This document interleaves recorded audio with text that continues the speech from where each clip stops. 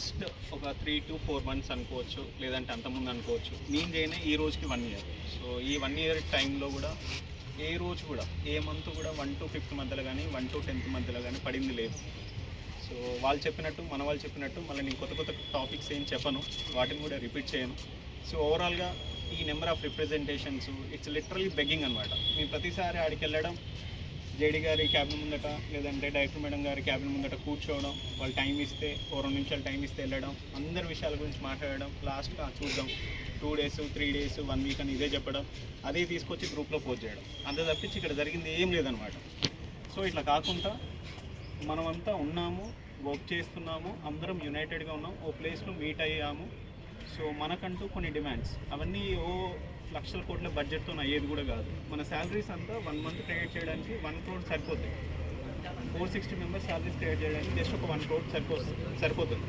4600 కోట్ల బడ్జెట్, టాటా వాళ్ళ బడ్జెట్, అది బడ్జెట్, సిఎస్ఆర్, గవర్నమెంట్, డిపార్ట్మెంట్ ఇవన్నీ చెప్పి నెలకు 1 కోటి ఇద్దానికి కూడా ఇంత ఇబ్బంది అనేది పెడుతున్నారు. సో అన్ని థింగ్స్ మైండ్లో ఉంచుకొని మన డిమాండ్స్ కలెక్టివ్లో 460 members తరపున సో ఒకటి పెండింగ్ శాలరీస్ అనేది రిలీజ్ చేయాలి. సో రెండోది వచ్చేసి శాలరీ అనేది ఎన్హాన్స్మెంట్ చేయాలి. సో ఇప్పుడు మీరు చూసుండొచ్చు 36,000 అనేది పక్కన ఉన్నటువంటి కర్ణాటక స్టేట్లో సేమ్ 36,000 ఇస్తున్నారు అన్న ఉద్దేశంతో దాన్ని రెఫరెన్స్ తీసుకొని 36,000 అని చెప్పేసి మెన్షన్ చేసింది. సో ఈ రెండింటితో పాటు గవర్నమెంటే తీసుకొచ్చిందనమాట. గవర్నమెంట్ ఏం చెప్తుందంటే ఎవ్రీ మంత్ ఏం చెప్తున్నదంటే ఎట్టి పరిస్థితులలో కూడా 1వ తేదీనే జీతాలు. సీఎం గారు చెప్తున్నారు నోటికి, ఎట్టి పరిస్థితులలో కూడా 1వ తారీఖే జీతాలు. మీరు రెగ్యులర్లో ఉండండి, అవుట్సోర్సింగ్లో ఉండండి, లేకపోతే రెగ్యులర్లో ఉండండి, అవుట్సోర్సింగ్లో ఉండండి, దేంట్లోనన్నా ఉండండి, ఎట్టి పరిస్థితులలో కూడా 1వ తారీఖే జీతాలు అని చెప్పేసి అంటున్నారు. అన్ని డిపార్ట్మెంట్స్కి 1వ తారీఖు వస్తున్నాయి, తను అన్నట్టు అన్ని డిపార్ట్మెంట్స్కి 1వ తారీఖు వస్తున్నాయి. బట్ మరి మన డిపార్ట్మెంట్కి ఎందుకు రావట్లేదు? సో డిపార్ట్మెంట్ దగ్గర ఇష్యూ ఉందంటే లేదు టాటా వాళ్ళు అంటారు. టాటా రిప్రజెంటేటివ్ ఈవెన్ యతేంద్ర కుమార్ గారిని అడిగినా, బసవరాజ్ గారిని అడిగినా, పూర్ణ గారిని అడిగినా, కనిపించిన ప్రతి ఒక్క టాటా పర్సన్ అడిగినా కూడా డిపార్ట్మెంట్ అని చెప్పేసి అంటారు. సో ఇట్స్ బ్లేమ్ గేమ్ నడుస్తుంది అనమాట. కాబట్టి సో ఎట్టి పరిస్థితుల్లో మనకంటూ ఒక ఫిక్స్డ్ డేట్, అది 1 అవుతుందా, 5 అవుతుందా, 3 అవుతుందా అయినా కూడా 1 నుంచి 5 మధ్యలో ఏదైనా ఒక డేట్, ఫిక్స్డ్ డేట్ అనేది మనం తీసుకునే విధంగా వాళ్ళ దగ్గర నుంచి అదొక డిమాండ్ అనేది ఉంది. ఇంకొకటి so maternity leave benefits. Last మీటింగ్లో 2 మేడమ్స్ వచ్చారు, వాళ్ళ నేమ్స్ తీసుకోవట్లేదు. ఒక నల్గొండ నుంచి, ఇంకోటి మహబూబ్ నగర్ నుంచి అలా వచ్చి ఉండే అనమాట.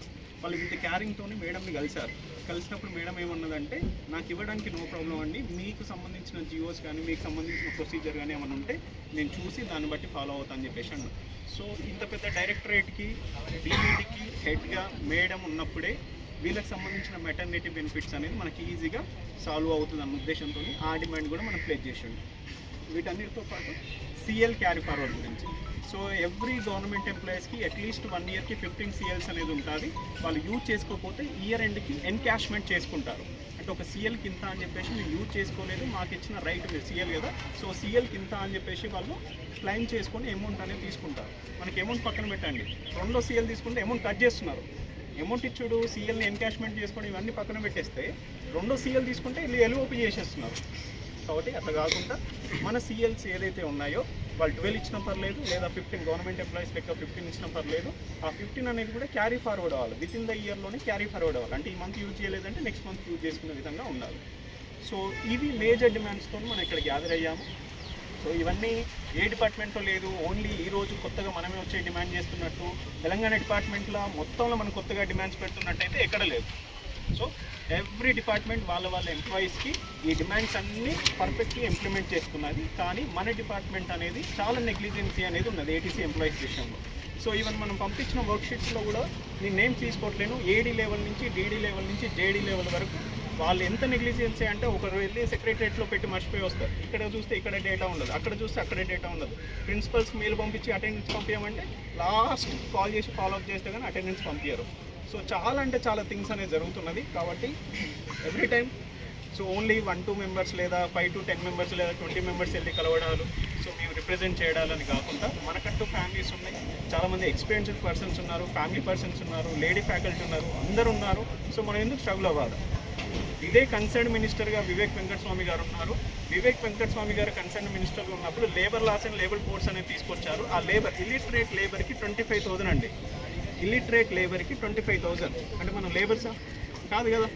బీటెక్లు, ఎంటెక్లు, ఇంకా అంతమించిన క్వాలిఫికేషన్లు, ఎక్స్పీరియన్స్లు అన్నీ ఉన్నాక కూడా ఆ 25 పక్కన పెట్టండి, 20,000 కూడా ఆన్ టైం పడకుండా వాళ్ళని బెగ్గింగ్ చేసుకోవాలి. మనం చేసిన జీతానికి 2-3 మంత్స్ ఆగి కూడా సార్ ఇవాళ ఇస్తారా, రేపు ఇస్తారా, ఎందుకు సార్, ఎందుకు లేట్ అవుతుందని చెప్పేసి మనం వాళ్ళ చుట్టూ తిరుగుతూ బెగ్గింగ్ చేసుకోవాల్సిన సిచ్యువేషన్. కాబట్టి ఈ థింగ్స్ అనేది చేంజ్ అవ్వాలి. ఎప్పుడు చేంజ్ అవుతుంది అంటే మనం మన ఏటీసీస్లలో 9:30 to 5 వరకు వర్క్ చేస్తూ మనం వీళ్ళకి ఎవరికి ఏమి ఇన్ఫర్మేషన్ ఇవ్వకుండా, అంటే ఇన్ఫర్మేషన్ అంటే మన కన్సర్న్ చూపించకుంటే మన ఇష్యూస్ అనేది సాల్వ్ అవ్వదు. కాబట్టి ఈ రోజు ఈ డే ఏదైతే 25th అనుకున్నామో మీరందరూ ఇక్కడికి రావడం చాలా అంటే చాలా thank you so much. So ప్రతి ఒక్కరికి కూడా సో మన ఇష్యూస్ కోసం మీరందరి తరపున మనందరం కూడా ఫైట్ చేద్దాం. ఫైట్ చేసి మన ఇష్యూస్ అని కూడా అందరి సమక్షంలో వాళ్ళందరికీ చెప్దాము. ఈ ఇష్యూకి సంబంధించిన సొల్యూషన్ కూడా తీసుకున్నాము. కానీ ఈ తీసుకునే క్రమంలో మనం పీస్ఫుల్ ప్రొటెస్ట్ అనే ఇన్ఫర్మేషన్ ఇచ్చాము. ఈవెన్ డైరెక్టర్ మేడం గారికి కూడా వాళ్ళ టేబుల్ మీద ఫైల్ అనేది పెట్టాము. పీస్ఫుల్ ప్రొటెస్ట్ అనే చెప్పాము.